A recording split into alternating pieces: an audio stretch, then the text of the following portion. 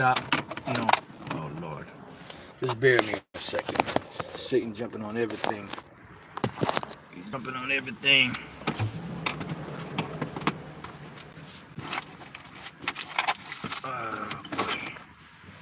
Boy, oh boy, oh boy.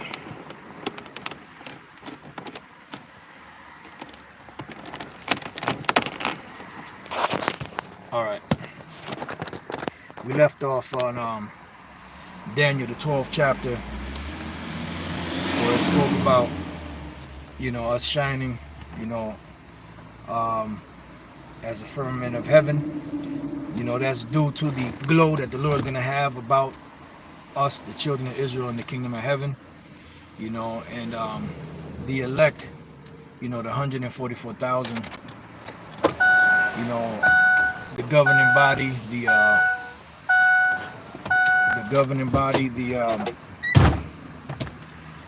elect that make it out of this, they're gonna glow even greater, you know, because you know there's gonna be levels to this thing.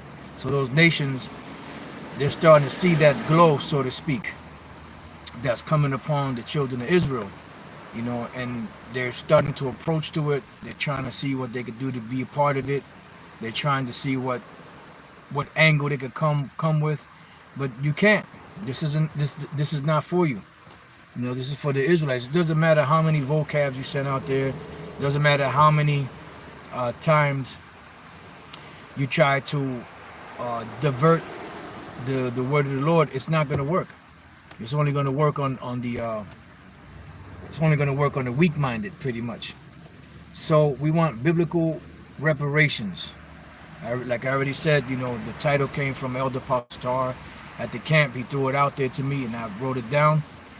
And you know, I wanted to get to it and just kind of just meditated on it. You know, some of the best precepts could go to, because at the end of the day, you know, the best judgment, the best gift, the best thing that we could receive are things that are biblical, because we could bank on that. You know, we could bank on the words of Yahweh Bashem Yahushai, you know, and that's what the Lord said.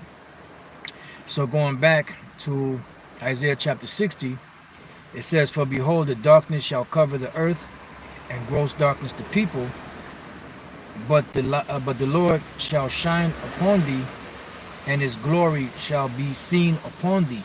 And that's what's going to happen eventually in the kingdom of heaven. It's starting to be seen upon us, but in the kingdom of heaven, it's going to be more magnified. You know, just bear with me 1 second. I'm just going to pull this up. It's kind of a little dark out here, so I'm just going to read it from here. All right, so we're going back to Isaiah 60, and now we're going to go to verse 3. Then it goes on to say, "And the Gentiles, which are the other nations, shall come to thy light, and kings to the brightness of thy rising." Why? Because they're going to be brought, you know, back, you know, to where they belong, you know, in the position that they belong, which is captivity, slavery, you know. So it says, "Lift up thine eyes round about, and see, all they gather themselves together. They come to thee. Thy son shall come from far, and thy daughter shall be nursed at thy side." Yep, that's right. Because all of Israel is going to come to the Heavenly Father eventually. No matter where they're at in the world, no matter what they look like, they're all going to come back to the Lord. Because that is the promised seed that the Lord promised to Abraham, that would be blessed among all nations. It says, then thou shalt see and flow together, and thine heart shall fear and be enlarged. Because the abundance of the sea shall be converted unto thee, the forces of the Gentiles shall come unto thee. And see, this is why the scriptures say, "I have not seen, neither ear heard the things which the Lord has prepared for them that love him." Because we read about it, but we don't really understand the magnitude of what it's going to be like. You know, we read about you know, the future. We read about the kingdom. We read about the riches. We see movies, you know, dealing with kings and, you know, the whole royalty and wearing of crowns and sitting on thrones and people coming to laud them and all this. But we really don't know the magnitude of what it's going to be like. You know, we can only picture it in our carnal mind, you know, that was given to us here based off of images that we've seen either on television or things that we've read. but we really don't know the magnitude of how great, this kingdom is going to be. You talking about Yahweh Shai's kingdom, and we being joint heirs with him. So this is not going to be no kingdom to where you have kings fighting over one little portion or piece of land. You're talking about the universe, everything in the universe, different planets, different whatever is out there on the earth, everything on the earth being subject to Yahweh Shai and the Israelites. So this and you have to imagine that the riches, not just the riches that these nations have among themselves, but stuff that's still in the earth, that's out in space. I mean, it's it's beyond our comprehension right now. Salakia. But we'll see. We'll see soon, and when it comes, it's going to be even far greater than anything that we could imagine. So it says, the multitude of camels shall cover thee. See, because true riches. See, when Jake thinks of true riches, they're thinking about dollar bills. They're thinking in terms of $100 bills and $50 bills and racks and stacks. That's not money. That's an illusion, Mr. Wordsworth, inside joke. That's an illusion of money. That's not real money. Real money is gold, silver. You have precious stones. You have different precious metals out there. Then you have land. Then you have camels and, cattle, livestock, different animals. Then you have servants. And then on top of that, you have women. Not just one woman, women. And on top of that, children. See, these are all powerful. These are all riches. It goes on to say, the multitude of camels shall cover thee. It says the dromedaries of Midian and Ephah. See? So these are all camels, cattle, livestock. It says, all they from Sheba shall come, they shall bring gold and incense, and they shall show forth the praises of the Lord. Yeah, so you're going to have different nations out there. Ishmael, Esau, Moab, and all these different nations bringing us riches. And this is what we're reading in the 60th chapter of the book of Isaiah. And this hasn't happened yet. It says the only part of this that happened somewhat is the first two verses. That the light is shined upon us and we're able to see. But the magnitude of it hasn't been magnified yet to where the nations are going to flow to us. It says, all the flocks of Kedar shall be gathered together unto thee. These are sons of Ishmael. The rams of Nebajoth shall minister unto thee. They shall come up with acceptance on mine altar, and I will glorify the house of my glory. Yeah, because in the kingdom, there will be sacrifices as far as high holy days and different things like that. But there's not going to be any sacrifice for sins. Because you have the Sakari out there that teach that there's going to be sacrificing in the kingdom. There's not going to be sacrificing in the kingdom.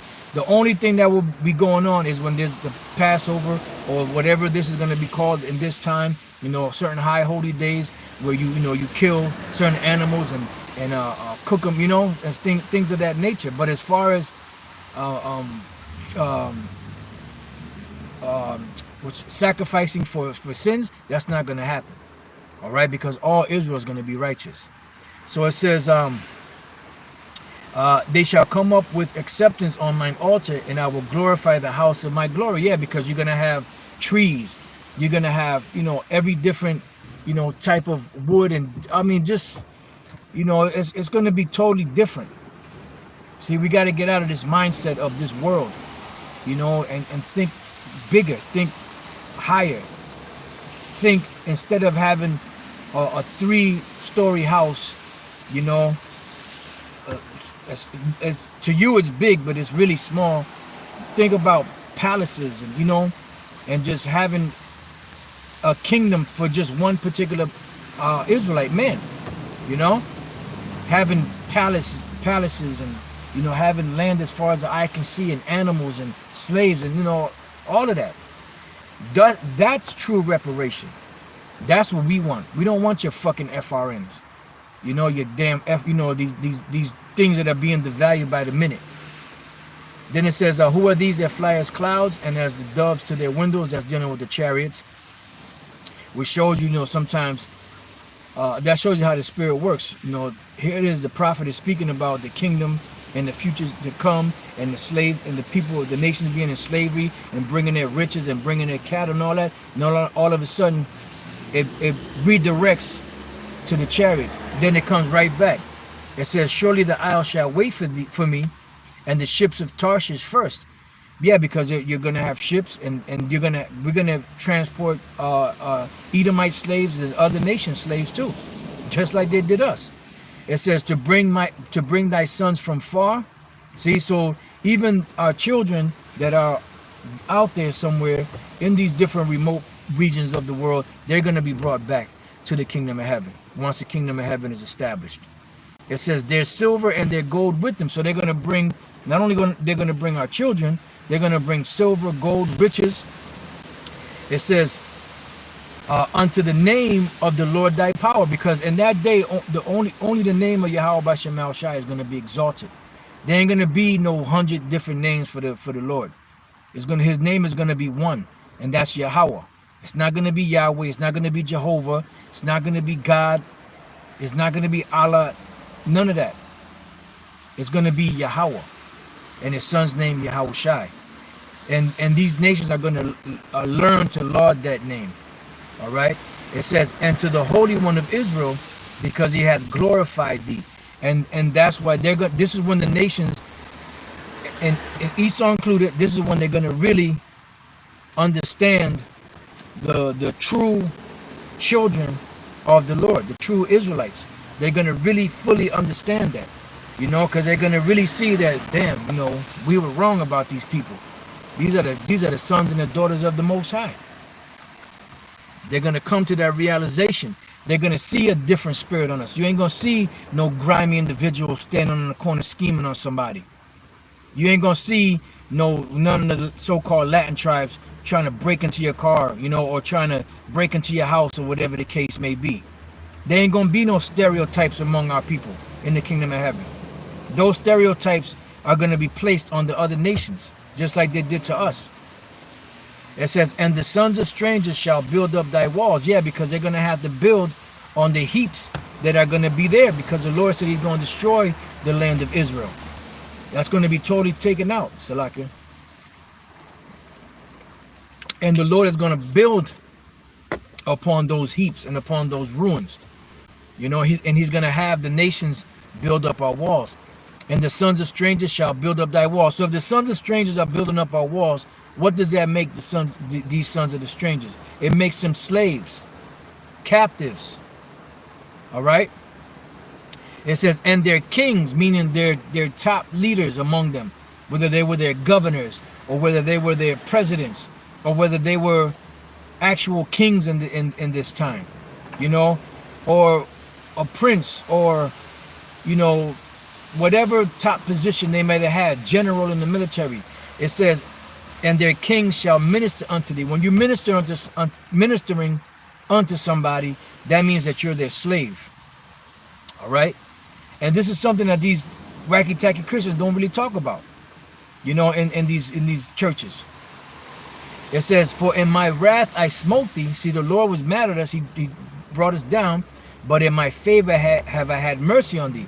And this pretty much was like a two-edged sword on Esau and the nations.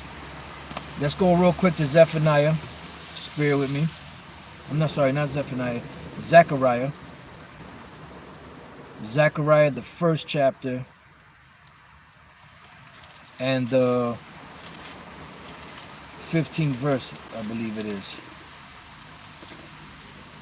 It says, and I am very sore displeased with the heathen that are at ease, for I was but a little displeased, and they helped forward the affliction. So they helped forward the affliction. They helped, make our situation worse than what it already was. It's like somebody that got a knife stuck in them, and you call yourself trying to help them, but you just making it, or you pushing it in deeper, or you twisting it. making the situation worse. And that's what they did. Right? It goes on to say, back in Isaiah 16:11, therefore thy gates shall be opened continually, they shall not be shut day nor night, that men may bring unto thee the forces of the Gentiles, and that their kings may be brought. Why? Because their kings are going to be slaves. Let's go from there real quick. Go back to that. Let's go to Psalms, the 149th chapter, in the 5th verse. It says, let the saints be joyful in glory. Who are the saints? The Israelites. What is it? What is the glory? The kingdom of heaven. Let them sing aloud upon their beds. Why? Because you're no longer, you're going to have to wake up, oh shit, I'm late for work, or have to get up after, having a sleepless night. Now you got to get up to go slave for this devil. You're going to wake up in the morning and be happy as hell. And the possibilities of what you could do that day are endless. You're going to have to probably sit there and search through your mind and figure out what you want to do that day. Nothing to hinder you. Everything at your disposal, everything smelling fresh, smelling good. Everything at your beck and call. It says, let the high praises of the Most High be in their mouth, which is the Bible, and a two-edged sword in their hand, which is a killing instrument. And this killing instrument is going to be used for what? To execute vengeance upon the heathen and punishments upon the people. Why? Because of what they did to us. Remember, the Lord said, he that toucheth you, toucheth the apple of his eye. It says, to bind their kings with chains. So who are their kings? They're nobles. They're top leaders of the society. They're going to be bound up in chains. It says, and their nobles with fetters of iron, meaning your kings, your presidents, your premiers, your top leaders, and really that goes all the way up the ladder to the international banking families, your so-called bankers, these Fortune 500 families, the top rich families of the earth.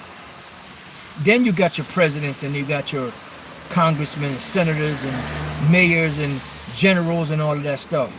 They're all going to be a part of being in them chains, because that represents their nobles, so-called nobles. It says to execute upon them the judgment written, and this is what's written. So what's written, this is why the title of the lesson is, we want biblical reparations, because of what's written. We don't want your bullshit reparations that disappear. We want everlasting reparations, something that's not going to go away, something that's not going to be devalued, something that you can't change. It says to execute upon them the judgment written. This honor have all his saints, which are the Israelites. Praise ye the Lord. Why? Because the saints are going to have this honor. And only the saints, which are the Israelites. So going back to Isaiah chapter 60, it says, therefore thy gates shall be open continually. They shall not be shut day nor night, that men may bring unto thee the forces of the Gentiles, and that their kings may be brought. Because they're going to come, their kings are going to come bending. They're going to be on bended knee. Let's go to Isaiah 49 and 22. It says, thus saith the Lord of power, behold, I will lift up mine hand to the Gentiles, and set my standard to the people. And they shall bring thy sons in their arms, and thy daughters shall be carried upon their shoulders. Why? Because they're going to be slaves. These nations are going to be slaves. And the first crop of slaves is going to be the ones that are so-called in that royal realm, in that top echelon, so to speak. It says, and kings shall be thy nursing fathers, and their queens thy nursing mothers. See? They shall bow down to thee with their face toward the earth, and lick up the dust of thy feet. So in other words, they're going to be in a low condition. They're going to be slaves. They're not going to have any say-so. They're going to be dictated to. They're not going to be able to choose what they want to do and what they don't want to do. They're not going to be able to delegate authority to somebody else, because they're going to be it. It says, and thou shalt know that I am the Lord, for they shall not be ashamed that wait for me. And this is what we're waiting for.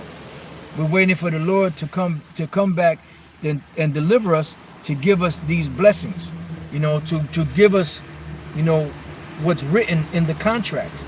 Sign the contract, big boy. Sign the contract. Inside joke. Isaiah chapter 60, verse 12. For the nation and kingdom that will not serve thee shall perish.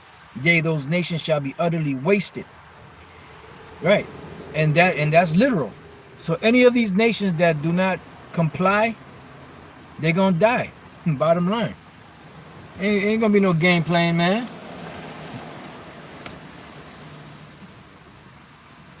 The Lord ain't playing, man. Let's go real quick to Psalms 2 and 8. It says, ask of me, and I shall give you the heathen for thine inheritance, because they're our inheritance anyway. They're nothing more than slaves on the loose. And the uttermost parts of the earth for thy possession, because we're going to get the earth and we're going to get the cosmos. We're going to get the universe. You know? Like I said, it's going to be vast. We're not going to even understand.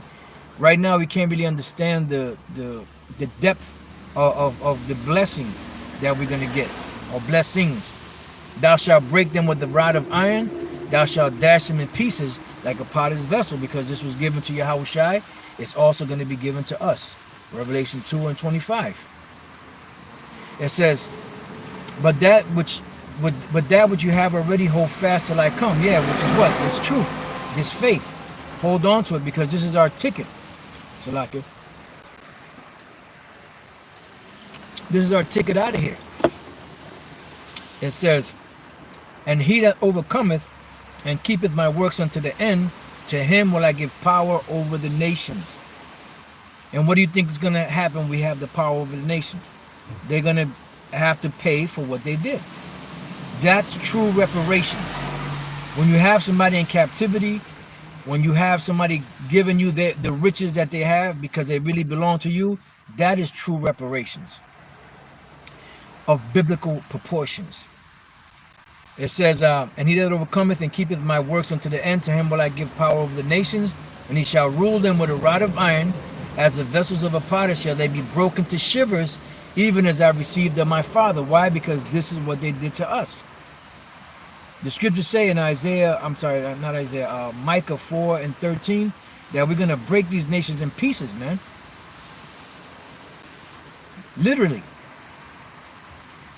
Because of what they did to us. They had no mercy on us. You shall have judgment without mercy. They have shown no mercy. And I will give him the morning star. And this is all going to happen in the kingdom of heaven. He that hath an ear, let him hear what the Spirit saith unto the churches. And I wonder why vocab and them don't read scriptures like that. All right, let's see what we got here. All right, before we go back, let's go real quick to Jeremiah 30. I wanted to go back to Isaiah, but let's go to Jeremiah 30 and 16. We're going to read down. Therefore all they that devour thee shall be devoured, and all thine adversaries, every one of them shall go into captivity. And they that spoil thee shall be a spoil, and all that prey upon thee will I give for a prey. That's the bottom line. For I will restore health unto thee, and I will heal thee of thy wounds, saith the Lord. Because they called thee an outcast, saying, this is Zion, whom no man seeketh after. That's why he said he's going to get his praise and fame in every land where we will put to shame. It says, thus saith the Lord power, behold, I will bring again the captivity of Jacob's tent, and have mercy on his dwelling places, and the city shall be builded upon her own heaps. See, as we were reading, speaking about before. And who's going to do that? The other nations. And the palace shall remain after the manner thereof, and out of them shall proceed thanksgiving, and the voice of them that make merry. We just read about that in Psalms 149. And I will multiply them, and they shall not be few. And I will also glorify them, and they shall not be small. Their children also shall be as aforetime, and their congregation shall be established before me, and I will punish all that oppress them. And that the punishment is going to come by way of what? Of total hardcore captivity. It says, and their nobles shall be of themselves, because we're not going to have heathens ruling over us anymore. And their governors shall proceed from the midst of them. And I will cause him to draw near, and he shall approach unto me. For who is this that engaged his heart to approach unto me, saith the Lord Yahweh Bashem Yahushai? And you shall be my people, and I will be your power. Behold, the whirlwind of the Lord goeth forth with fury, a continuing whirlwind. It shall fall with pain upon the head of the wicked, because they're gonna get, these devils are gonna get it. Before it's all said and done, they're gonna get it. It says, the fierce anger of the Lord shall not return until he have done it, and until he have performed the intents of his heart. In the latter days you shall consider it. And that's why we're seeing the things that are going on and happening now, because we're witnessing the downfall of this devil, and we're about to witness the total annihilation of this devil's kingdom, and him coming back, him and the nations coming back in the kingdom of heaven to serve captivity. This is Daniel 7:27. And the kingdom and dominion and the greatness of the kingdom under the whole heaven shall be given to the people of the saints of the Most High, whose kingdom is an everlasting kingdom, and all dominions shall serve and obey him. And that's scripture. That's why the name of the lesson is, we want biblical reparations, you know, because these biblical reparations are the right reparations. You know, it is right to put someone in captivity that had you in captivity, and this is what we're coming to, you know, and that is the ultimate blessing, having slaves. All right, so let's go back. We can finish out in Isaiah, the 60th chapter. I had a couple of other precepts, but you know, the point is being made, you know. So here we go. Isaiah 60:12. For the nation and kingdom that will not serve thee shall perish, yea, those nations shall be utterly wasted. The glory of Lebanon shall come unto thee, the fir tree, the pine tree, and the box together, to beautify the place of my sanctuary, and I will make the place of my feet glorious. Yeah, and you have to understand that there's certain trees that give off a certain scent. Like you have cedar. I've worked with cedar before, and it gives off a certain scent, and it gives off a certain vibration. That's why when the earth is, when the new heaven and the new earth are established, meaning under new rulership, it's going to be a total different vibration, a total different smell in the society. You go to these different cities where you set up the whole camp, and it smells like shit. It smells like piss. It smells abominable out there. You know, you can't tell, you know, because, you know, brothers, they just in the spirit teaching, but it fucking stinks out there. You know, it smells like hell. But the brothers be so locked in the spirit that, you know, you can't really tell. But our kingdom is not going to be like that. You know, we ain't going to have no funky ass kingdom. And this is a witness as to the wickedness of this kingdom. You know, just the utter funk that comes, that this kingdom gives us. It's the stench. Inside joke.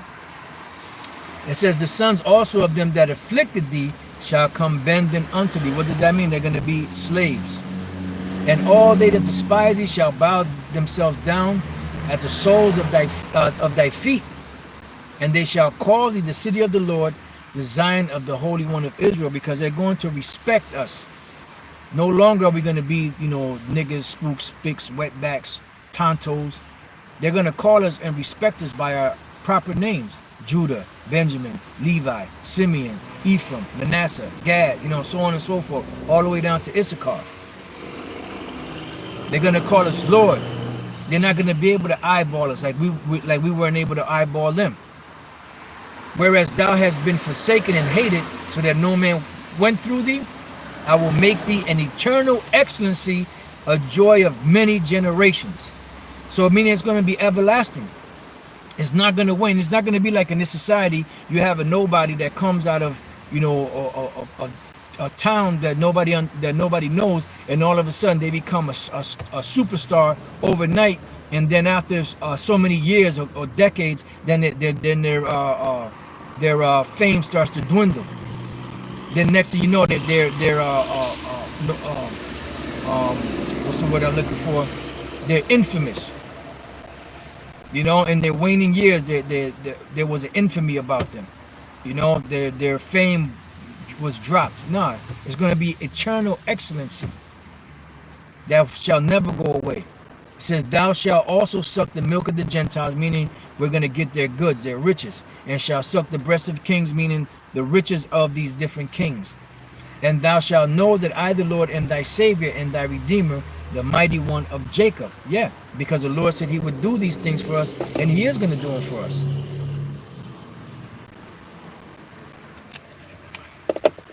So let's read on.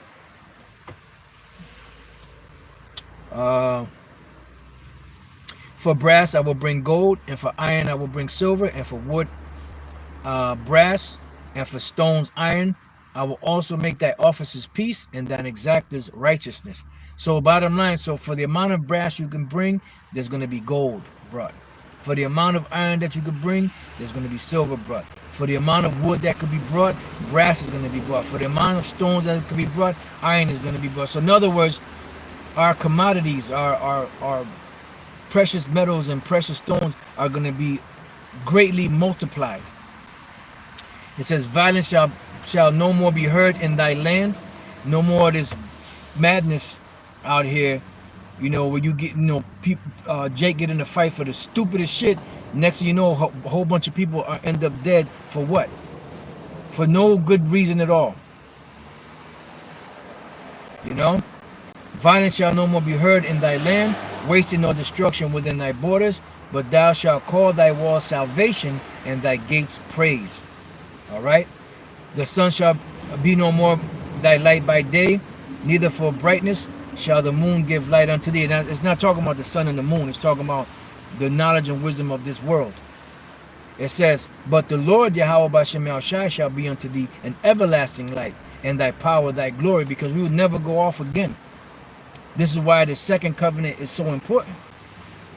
That's why it has better promises than the first, because we couldn't keep the first.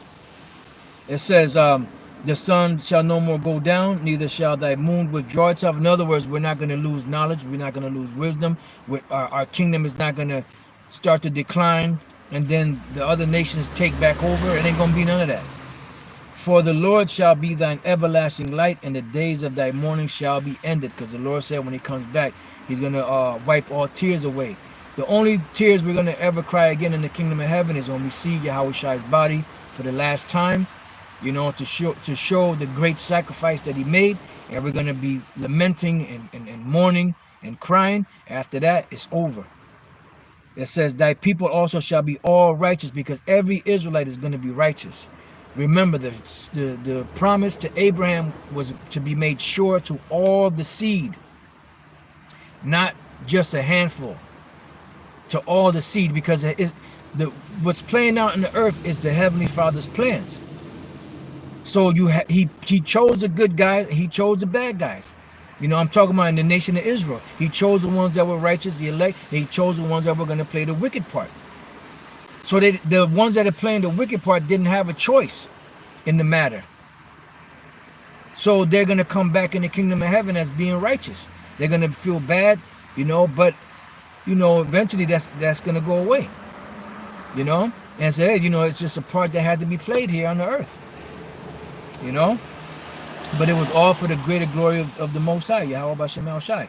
That people also shall be all righteous, they shall inherit the land forever, the branch of my planting, the work of my hands, that I may be glorified.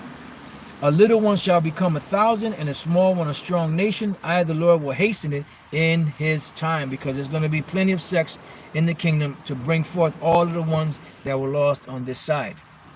Now, we're going to go from there to Isaiah 61, and we're going to read a few verses from the 4th verse. And they shall build the old waste, because the nations are going to build it. They shall raise up the former desolations, and they shall repair the waste cities, the desolations of many generations, because our land has been that way for the longest. And prior to the kingdom being established, around that time, the land of Israel is going to be totally destroyed by thermonuclear destruction. So it's going to have to be rebuilt. It says, and strangers shall stand and feed your flocks, because they're going to be slaves. That's why we want biblical reparations. We don't want your reparations here, your FRNs, your funky FRNs, you know, that are being devalued by the day. And strangers shall stand and feed your flocks, and the sons of the alien shall be your plowmen and your vine dressers, slaves. But you shall be named the priests of the Lord. Men shall call you the ministers of our power, right? Because no longer are we going to be deemed, you know, undesirables. You shall eat the riches of the Gentiles, and in their glory shall you boast yourself. And we're going to be arrogant towards these other nations. You see how they treat us? We're going to be far more arrogant. You know, when it comes to doing things, you know, Jake is over the top with it. You know, so you ain't seen arrogance yet. Wait till the Lord sets us up in the kingdom of heaven. For your shame you shall have double, and for confusion they shall rejoice in their portion. Therefore in their land they shall possess the double, everlasting joy shall be unto them. Yeah. So we're going to get back, and we're going to get double, you know. And like I said earlier, the Spirit had me say it, that we really don't have, you know, we don't really know the extent of the blessings that we're going to get in the kingdom of heaven, you know. For I, the Lord, love judgment. I hate robbery for burnt offering, and I will direct their works in truth, and I will make an everlasting covenant with them. And their seed shall be known among the Gentiles, because we're going to be exalted again, and their offspring among the people. All that see them shall acknowledge them, because the scripture said we would not be reckoned among the nations, that they are the seed which the Lord hath blessed. And that's the seed that goes back to the promise of Abraham, Isaac, and Jacob. It says, I will greatly rejoice in the Lord. My soul shall be joyful in my power, for he hath clothed me with the garments of salvation. He hath covered me with the robe of righteousness, as a bridegroom decketh himself with ornaments, and as a bride adorneth herself with her jewels. For as the earth bringeth forth her bud, and as the garden causes the things that are sown in it to spring forth, so the Lord, Yahweh Bashem Yahushua, will cause righteousness and praise to spring forth before all nations. And eventually these nations are going to have to learn our ways. You know, because when the kingdom is established, there ain't going to be no bullshit, man. Remember, it's going to be a kingdom of righteousness, you know. So they're going to have to conform to righteousness. All right. And I believe those are all the scriptures that I had. Oh, let me get this last one in the same book of Isaiah. Isaiah chapter 14 and 1. For the Lord will have mercy on Jacob and will yet choose Israel, because we messed up, but the Lord's still going to have mercy on us and set them in their own land. It's going to be established again. And strangers shall be joined with them, which are the Israelite foreigners, and they shall cleave to the house of Jacob. Why? Because they are Israelites also. It says, and then when we come together, and the people shall take them, meaning the other nations, and bring them to their place. What is their place? Slavery. And the house of Israel shall possess them in the land of the Lord for servants and handmaids, and they shall take them captives, whose captives they were, and they shall rule over their oppressors. And that's true reparation of biblical proportion. And that's what the name of the lesson is. We want biblical reparations. You know, that's what we want. We don't want your funky FRNs, because those funky FRNs are being devalued every day, and eventually they're not gonna be worth anything. You know. So I believe the point was made there. This has been we want biblical reparations. Like I said in the beginning, it was a title that was inspired, you know, that Elder Pastor threw at me at the camp. I wrote it down, you know, and we went through it, you know, and there's many other scriptures that we could go to dealing with that, you know. They shall go into captivity. What is that? Revelation 13. You know, and many other scriptures that go into true reparations. You know, but remember, we're gonna get lands. We're gonna get the kingdom. We're gonna get lands. You know, we're gonna get cattle. You know, flocks, all kind of, you know, precious stones, precious metals. You know, gold, silver, so on and so forth. Many women, many children, and slaves, many slaves. And those are true reparations, true biblical reparations. So with that, I pray that you brothers have been edified, you few sisters also, and to the next time I say shalom.